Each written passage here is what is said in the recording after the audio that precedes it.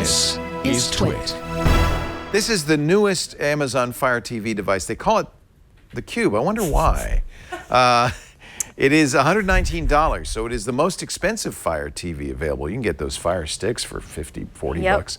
But the idea of this is it has Amazon's Echo built into it. So it's a voice control for your TV. This Cube actually hides infrared transmitters, so it will actually turn your TV on, your AV receiver. If you have stuff in a case, you know, as many people do, it has an IR blaster attachment that you can attach to it. It uses Wi-Fi, but it also comes with an adapter, a little dongle that you can do Ethernet on it, and it comes with the same remote that all the other Fire TVs come with. But you won't be using the remote that much because built into this Cube, there's an Amazon Echo. There's a little speaker. It fires down, and you can see it's sitting on little feet so that the sound can come out. Is there a hair on that? What is it? That's one thing, by the way. This was completely wrapped in plastic. You know how they do everything now? It's wrapped in plastic. That's because this is a fingerprint and apparently a gray hair magnet. I don't know where that came from. And a dust magnet. And that is one thing you're going to definitely want to polish this every few days. I don't know if it's necessary for functionality, just for good looks. Inside, it's got the standard array mics, you know, the far field microphones. There's 8 of them in there. They're beam forming to pick up your voice. There's also a near field mic on the remote, so if you're sitting on the couch and it can't hear you very well. They say place it a little away from speakers. If the speakers are loud, it'll be harder to talk to it. Inside, a 1.5 gigahertz quad-core ARM processor, 2 gigs of RAM. This thing is fairly hefty. 16 gigs of storage is kind of like an Android device. Yep, a little Android TV box. I think Fire TV and Fire in general is a kind of a hacked version of Android, I think. I think so. Hacked is probably not the right word. Modified. Forked. Let's see, what else? HDMI 2.0A up to, this is what I liked. It supports 4K TVs, 60 frames a second. It does support HDR, HDR10 only. Dolby Atmos, if your receiver supports that, and 7.1 sound. So you connect via an HDMI cable. We've got it connected into our TV via the HDMI cable right now. And now I can turn on the TV by saying, Echo, turn on TV.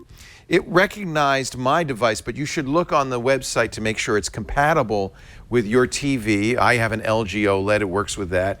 Your receiver, if you use one, I have a Denon receiver. It recognized it and immediately worked, so that was kind of nice. You have to go through a little setup process to make sure. It even controls some cable boxes, but it's limited. DirecTV's, UVerse, Dish, Comcast, Spectrum, Verizon, Cox, and Frontier. It does not support my TiVo, so I wasn't able to use it that way.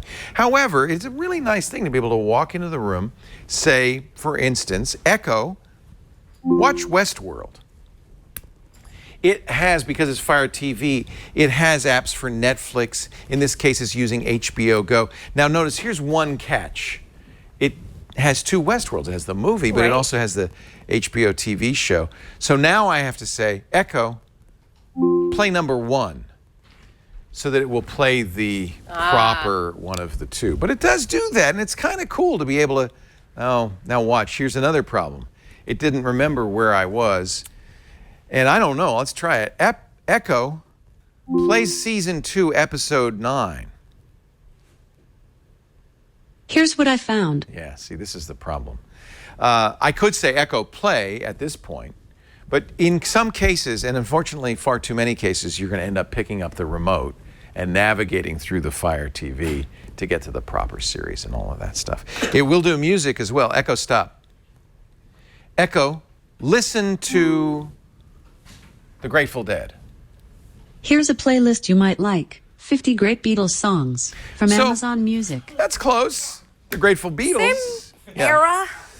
It's very much, if you've ever used an Echo Show, which is their screen-based device, it's very much like the Echo Show. So you're going to have lyrics, if it ever plays. You're going to have lyrics. I don't know what's going on. It's not playing music. When it does, there we go. So you're going to see lyrics come across. You see this. I kind of like this. It uses your big screen TV as an enunciator. Party visual. It's a good party visual. And if you have a nice stereo system hooked up, you're going to have good sound. You can read audible books this way. Echo, what's the weather like in London? Right now in London, United Kingdom, it's 67 degrees Fahrenheit with hazy skies. Wow. Tonight's forecast has cloudy skies moving in and out with a low of 53 degrees. Shoot me? Really? That's what that's saying? Echo, stop. Echo, what's the weather here?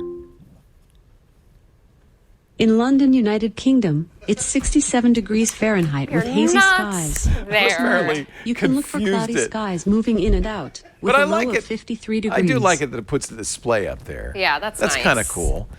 If you have right now an Echo Show, you'll know a lot of the functionality that's available here. For instance, if you have a video doorbell or cameras around the house, Nest, Ring, and other companies allow you to see the video. So I could say, if I don't have a doorbell here, but I could say, Echo, show me my Ring doorbell, and I can see who's at the front door. That's kind of neat.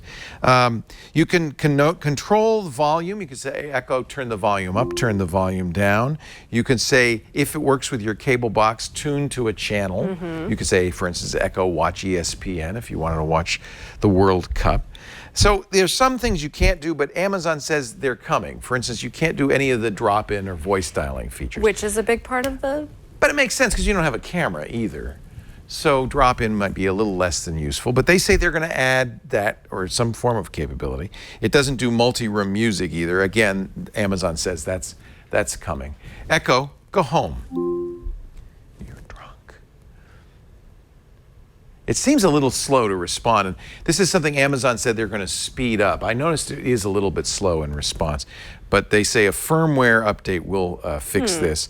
Netflix does work now. It didn't work originally. You'll have to install the apps just as you would on a Fire TV so that it can do all the things you want to do. I am able to watch, as you can see, NBC, Netflix, Amazon Prime, HBO Go, Showtime, and as you might expect, there's kind of a lot of Amazon pitching its own content up there. That's really what this device is all about. I have to say, if you're going to get a Fire TV and you don't mind spending more, because it's $120, it's nice to have the voice control. My favorite thing is to, as I'm leaving the room, say, Echo, turn off TV, and it'll turn off the TV, it'll turn off the receiver, it'll turn off the satellite box, whatever it is that you've got hooked up to it. That's kind of cool, right? You can pause video. Voice control is, to me, great, but you've already seen, as I've done this demo, some of it isn't perfect. Nope. There's a little bit sometimes of extra talking involved. Yeah, that's true. It's not unusual for it to misunderstand. If you've got an Echo, you know this, and do the wrong thing. One of the reasons I don't have an Echo is because I enjoy the conversational nature of the Google Assistant. It's maybe a little bit smarter. Yeah. On the other hand, we were playing earlier the Westworld game, the Maze game, and we were able to play it. So it's, it can do most of the things an Echo will do. And it put a nice little display up on the screen. It wasn't interactive, but it kind of showed you what you were doing, which is kind of cool. I believe Alexa has over 33,000 skills.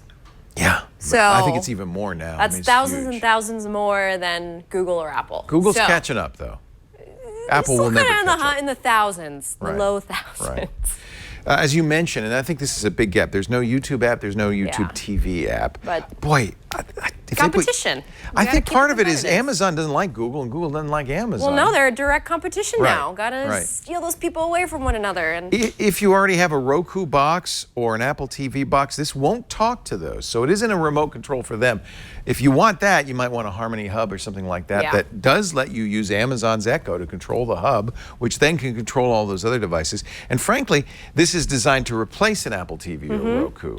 It doesn't have all of the channels that those guys do. They say, oh, no problem. You can use the Silk browser built in to watch YouTube. Yes. That's not really a desirable choice, I don't think.